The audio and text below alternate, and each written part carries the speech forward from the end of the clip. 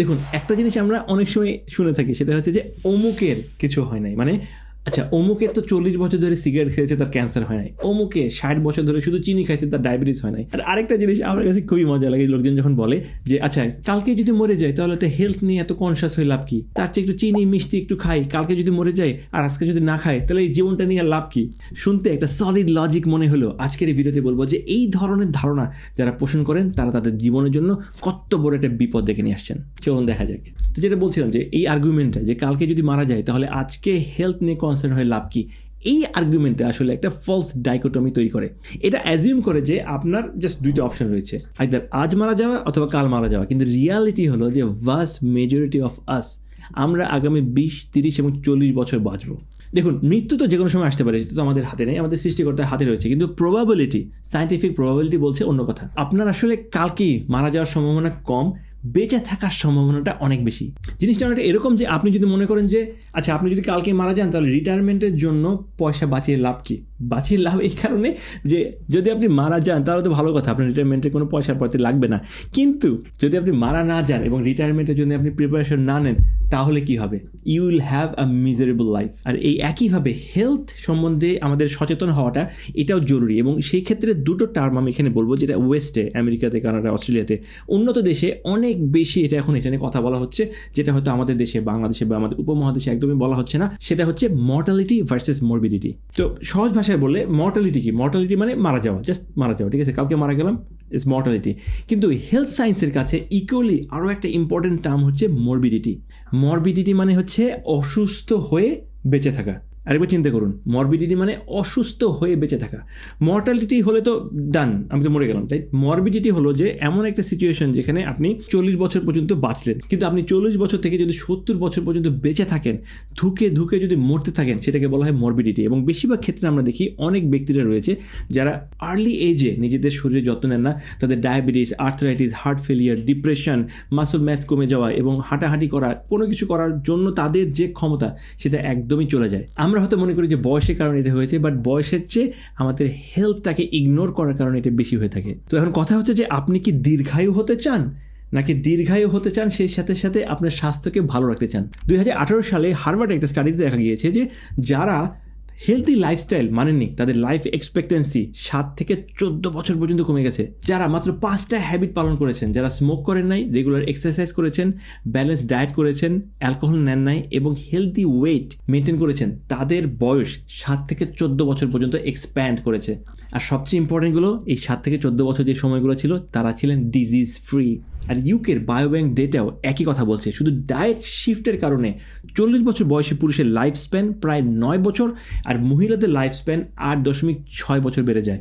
তাহলে কেন আমরা এটা চিন্তা করি যে আজকে যদি আমরা একটু মিষ্টি কম খাই, একটু এক্সারসাইজ বেশি করি, একটু হেলদি লাইফস্টাইল করি, এটা আমাদের জন্য পানিশমেন্ট? কিন্তু আমরা অনেক সময় ভুলে যাই যে আমাদের এই ভালো হেলথ চয়েস আমাদের প্রেজেন্ট মোমেন্টকে কিন্তু আপগ্রেড করে। এই যেমন আমরা যদি ঠিকমতো নিউট্রিয়েন্টযুক্ত খাবার খাই, ঠিকমতো ঘুমাতে যাই, সিগারেট বা অ্যালকোহল না খাই, নিয়মিত এক্সারসাইজ করি, তাতে যেটা হবে আমাদের ওভারঅল এনার্জি যেটা সেটা অনেক বেশি বাড়বে, আমাদের থিঙ্কিং প্রসেস যেটা সেটা ক্লিয়ার হবে, মুড ভালো হবে এবং আমাদের ওভারঅল যে লাইফ কোয়ালিটি সেটা কিন্তু বেড়ে যাচ্ছে। তাই এই মুহূর্তে আপনি যে স্যাক্রিফাইসটা করছেন সেটা কিন্তু এখনই আপনি ডাবল রিওয়ার্ড হিসেবে পাচ্ছেন, এখন এবং অলসো ফিউচারে। কিন্তু আমাদের একটা জিনিস যেটা করতে হবে সেটা হচ্ছে যে খাবারের প্রতি আমাদের যে ভালোবাসা সেটাকে রিডিফাইন করতে হবে। যে খাবারগুলো আমাকে ফ্যাটি, ওবিস করছে, ডায়াবেটিসের জন্য রেডি করছে এবং আমাদের এনার্জি ড্রেন করছে, সেই খাবারগুলো কি আসলেই আমাদের মেইন খাবার হওয়া উচিত কিনা সেই সম্বন্ধে আমাদেরকে আরেকবার রিথিঙ্ক করতে হবে। একটা জিনিস আমাদেরকে মনে রাখতে হবে যে খাবার দাবার প্রতি যে ভালোবাসা, এই ভালোবাসাটা শুধু ওই মুহূর্তের জন্য ভালোবাসা যেন না হয়। এই যেমন আপনার যদি বড় একটা কেক খেতে ভালো লাগে, ওই মুহূর্তের জন্য যদি আপনার খুব ভালো লাগে এবং পরে যদি আপনার গিল্টি ফিল হয়, সেটা কিন্তু খাবারের প্রতি ভালোবাসা না, এটা হচ্ছে খাবারের প্রতি একটা অ্যাডিকশন। তাই এই জিনিসটাতে আমাদেরকে একটু সচেতন হতে হবে। আরেকটা কথা আমরা অনেক সময় শুনি যে এই যে আমার অমুক বন্ধু তো গত 40 বছর ধরে ডোনাট খাচ্ছে, সুগারি ড্রিঙ্ক খাচ্ছে, কোক খাচ্ছে, ফান্টা খাচ্ছে, কেক খাচ্ছে, তার তো ডায়াবেটিস হয় নাই। আবার আমার ওরকম বসের ফ্রেন্ড অমুক, আবার সেই অমুক হয়তো গত 60 বছর ধরে সিগারেট খাচ্ছে, তার তো ক্যান্সার হয় নাই। তাহলে কি বলবেন? এটা হলো আরেকটা বড় একটা লজিক্যাল ট্র্যাপ। জাস্ট বিকজ কোনো একটা খারাপ জিনিস কারোর জন্য খারাপ হয় নাই doesn't make it a good thing. এবং সায়েন্স এটা বারবার ডিবাঙ্ক করেছে। সেটা হচ্ছে যে স্মোকিং যে লাং ক্যান্সার কজ করে, সেটা নিয়ে 50 বছরেরও বেশি এভিডেন্স রয়েছে। সুগার ইনটেক যে accelerated ageing, obesity, even insulin resistance তৈরি করে, এটা নিয়ে শত শত পেপার রয়েছে। কিন্তু কেন সবাই এক একভাবে এফেক্টেড হয় না, এটার অনেক উত্তর রয়েছে। এটা যেমন জেনেটিক্স হতে পারে, এনভায়রনমেন্ট হতে পারে, এপিজেনেটিক্যাল মডিফিকেশন হতে পারে, অথবা যেই ব্যক্তিরা আছে সে কীভাবে তার লাইফস্টাইল ওই চিনি ছাড়া অন্যভাবে মেনটেন করছে, সেটা কিন্তু আমরা দেখতে যাচ্ছি না। আমরা জাস্ট একটা ছোট উইন্ডোতে কারো একটা অভ্যাস দেখে একটা কনক্লুশনে চলে আসছি যে সে চিনি খেয়েছে বেশি বাট ডায়াবেটিস হয় নাই, আমিও চিনি খাবো বেশি, আমারও ডায়াবেটিস হবে না। It's a logical fallacy, we should not get into this trap. এছাড়া বিভিন্ন আইডেন্টিক্যাল টুইন স্টাডিতে দেখা গেছে যে একই ডিএনএ থাকা সত্ত্বেও যদি লাইফস্টাইল আলাদা হয়, ডিজিজ আউটকামও কিন্তু আলাদা হয়। যদিও জেনেটিক কোড তাদের একই, একজন টুইন যদি খারাপ লাইফস্টাইল লিড করেন আর আরেকজন টুইন যদি ভালো লাইফস্টাইল লিড করেন, ভালো লাইফস্টাইল লিড করার টুইন তার ডিএনএ এক থাকা সত্ত্বেও তার ডিজিজ হওয়ার সম্ভাবনা আরেক টুইনের চেয়ে অনেক কমে যায়। কিন্তু আপনি যদি আবার এগেন এটা বলেন যে আমার জানা অমুকে তো 90 বছর বাঁচছে এবং সে সারাক্ষণ বিড়ি খেত, just remember, it's not a proof, he is an exception. An exception cannot be an example.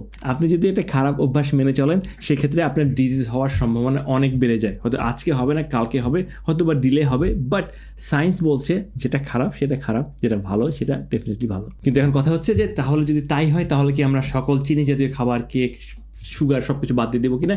Definitely না। আমি নিজে যেটা বিশ্বাস করি সেটা হচ্ছে 80-20 রুলে। ঠিক একইভাবে যখন আপনি খাবার চুজ করবেন, 80% খাবার আপনি চুজ করবেন হোল ফুড বা ভালো খাবার যেগুলো রয়েছে সেগুলো, আর 20% খাবারের মধ্যে আপনি যদি ডেজার্ট খেতে চান, আপনার যদি ডায়াবেটিস না থাকে, সেক্ষেত্রে ডেজার্ট, মিষ্টি বা ফ্রাইড ফুড এটা খেতে পারেন, কিন্তু সেটা যেন আপনার পুরো খাবারের 20%-এর বেশি না হয়। সেক্ষেত্রে যেটা হবে যে খাবারের সাথে আপনার যে সুন্দর সম্পর্ক এটাও মেনটেন থাকবে, এবং একই সাথে সাথে আপনি ভালো খাবার এই মুহূর্তে খেতে পারছেন এবং ফিউচারের জন্য আপনার বডিকে, আপনার মনকে রেডি রাখতে পারছেন। তাই আপনাকে যদি কেউ এসে হঠাৎ করে বলে যে আচ্ছা অমুকের তো কিছু হয় না, অথবা কালকে তো মারা যেতে পারি, তাহলে এরকম হেলথ হ্যাবিট বা হ্যাকস জেনে লাভ কি?